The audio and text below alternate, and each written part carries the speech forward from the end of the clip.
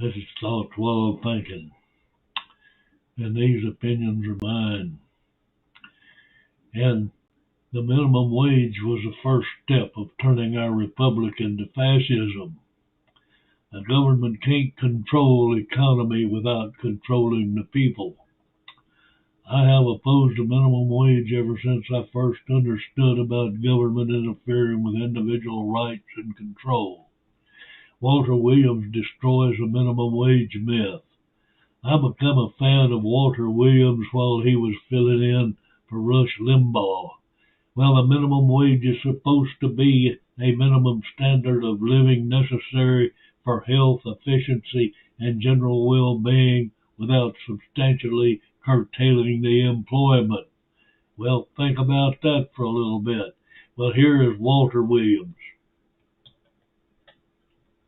A lot of people say the minimum wage law is an anti-poverty device. It Right. reduces poverty.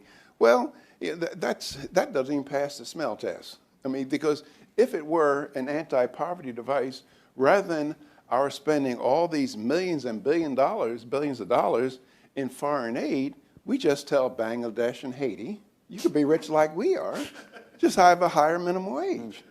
That's just utter nonsense. And then also, the empirical evidence on the minimum wage law, in 1948, the unemployment rate among black teenagers was 9.4%. 1948. 1948. The unemployment rate among white teenagers was like 10.2. So it's The labor- lower. Huh? for It was it's lower. lower for blacks than whites. Yeah, and the labor force participation rates for black teenagers were greater than white teenagers. Matter of fact, it was 106%. And so you say, well, how come in 1948? Was there less discrimination? Is that why? Or were blacks more in 1948 higher skilled than whites? No, it was the minimum wage law. And then also the extent of coverage of the minimum wage law, because when it first came out, I think, I'm not absolutely sure, it only covered about 40-some% of jobs. And so if you were thrown out of a job because of minimum wage law, there was this uncovered sector that you could go to. But now I think the minimum wage law covers like 98% or virtually all jobs. Well, now you get the idea of what I think about the minimum wage. And I'll have some more of Walter Williams coming up in the near future.